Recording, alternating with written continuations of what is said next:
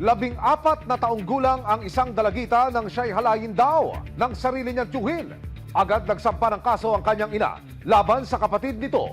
Pero nang mahuli na ang suspect makalipas ang isang dekada, tila lumambot ang puso ni nanay at gusto yatang ipaurong ang kaso laban sa kuya niya. Mag-isang itinataguyod ni Sarah hindi niya tunay na pangalan ang kanyang 4 na anak. Kaya naman kahit mabigat sa kalooban, nagpunta siya sa Kuwait para magtrabaho bilang domestic helper noong 2013. Nag-usap naman kami mag-ina, hindi pa pwede na i-transfer kita. Ipinagkatiwala niya ang anak na si Alisa, hindi niya tunay na pangalan, sa kanyang kuya na tinawag naming si Lando. Sobrang hirap sa isang ina lang, OFW pa ang nanay. Habang nag-aaral ang dalagita, sumasideline siya sa kantin ng kanyang tiyuhin. That time na yun, nakiusap ako sa kuya ko kung pwede, kahit mag-working student, para magkaroon siya naman ng sapat na allowance. Naging maayos naman daw ang relasyon ng magtito.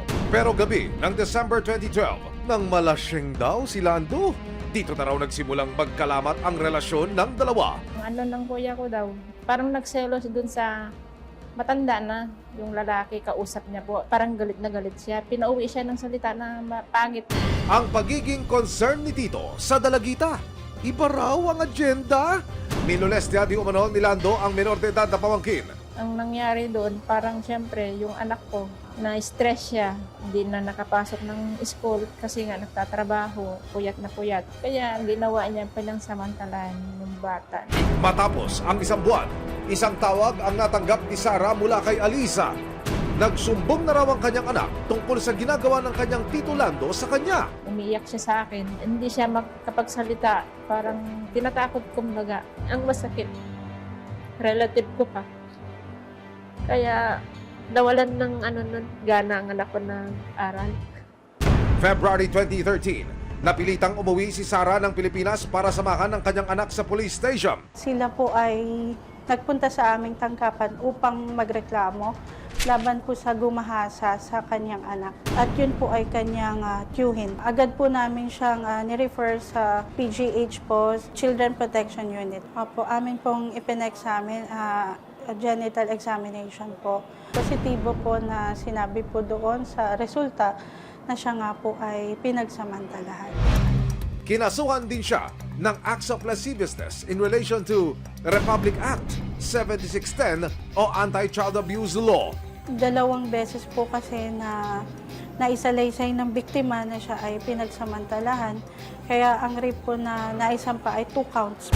12 taon matapos ang pangahalay di umano ni Lando sa pamangkin na si Alisa, March 18, 2024. Inilabas na ang warrant of arrest laban sa suspect. Sa kadalasan po na mga hawak ko pong kaso, tumatagal po yun kapag po hindi nag-a-attend po ng mga court hearings.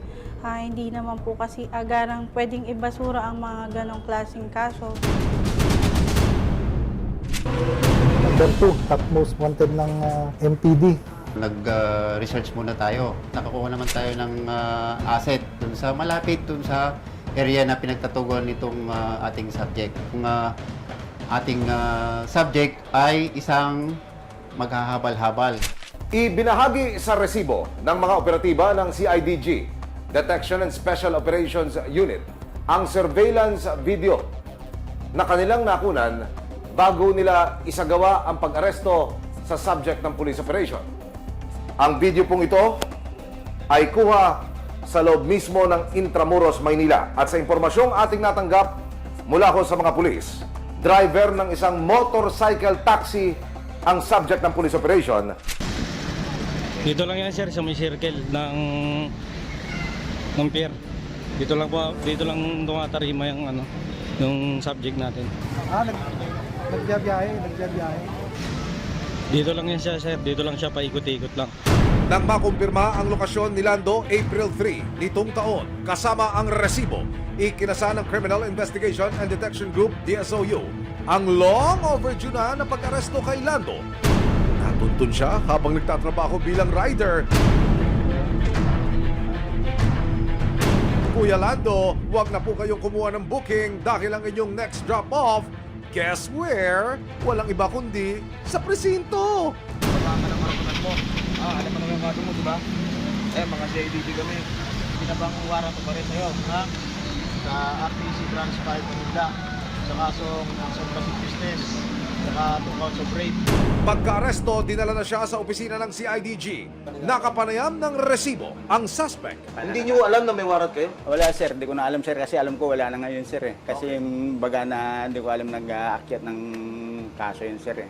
Nabigla ako sir, nadampot ako dun sa amin sir. Ayon sa kanya, dumikit lang daw ang braso niya sa kanyang pamangkin. Pero yung bata, yung sinasabing napagsamantala mo, anong ginawa mo ba talaga Wala dyan? sir, wala sir. Napalo mo, hindi rin, di ba yun? Naano ko lang sir, di ko naman naano. Kumbaga lang na nag-ano kami lang sir, dikit lang wala namang ano sir. Wala kami nang nangyari sir. Siyempre bata yun sir eh. Nang tawagan namin si Nanay Sara para kumpirmahin ito, ang nasabi lang niya ay, "My child is not a liar." Itinatanggi niya ko yung mga paratang, pati na yung mismong krimen. Alangan po na gawa-gawa ng anak ko po. Ayun kung ano, siyempre kahihiyaan ng anak ko po. Alangan ko na gumawa po siya ng hindi maganda na kasalita po. Yung anak ko po, sinordinat po. Pero April 5, 2024, nang magtungo si Nanay Sara sa CIDG DSOU para makita ang kanyang kuya, tila nag-iba ang ihip ng hangin.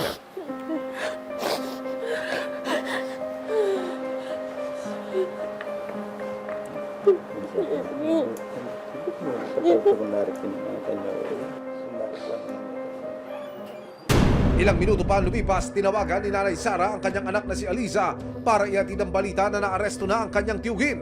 Ikaw lang nagiging ano ng buhay ko. Sabi mo nga sa akin, bigyan mo ng katarungan nung nangyari. Ito na, pero sobrang sakit, anak. Hindi ko lubos maisip. Si Tatay Lando humingi na rin ng kapatawaran sa kanyang pamangkin. Ito, walang huli dito. Hindi, walang kasi sakit. Bigat. Kung na lang ulitin, susunod, siyempre Okay may anak naman. pa rin ng babae. Kaya nga anak. Alam lang po sa amin. Napatawad ka po sa amin kayo. Mahirap man tanggapin. Kuya ko, anak ko. Wala akong panghuhugutan ng lakas ng loob. Kundi mga anak ko. Hindi na nagpaunlak ng panayam si Aliza sa resibo, pero ibinahagi niya na nagpupursige siya ngayon para maging isang pulis. Kahit nagkapatawaran na ang magkakaanak, batas pa rin ang masusunod. Tuloy pa rin ang paggulong ng kaso laban kay Lando. Mayroon po kasi siyang kaso pang iba na rape at 2 counts. Yun po ay habang buhay po niyang pagdudusahan. Kaya kahit mag-bail po siya dun sa acts of lascivious business, mananatili pa rin po siyang nakakulong. Kung sakaling mapatulayang nagkasala para sa kasong rape, nakaharap si Lando sa habang buhay na pagkakakulong, maaari naman siyang makulong ng hanggang 12 taon para sa kasong acts of lasciviousness para sa pangmomolestya di umano sa nooy menor de edad niyang pamangkin na si Aliza.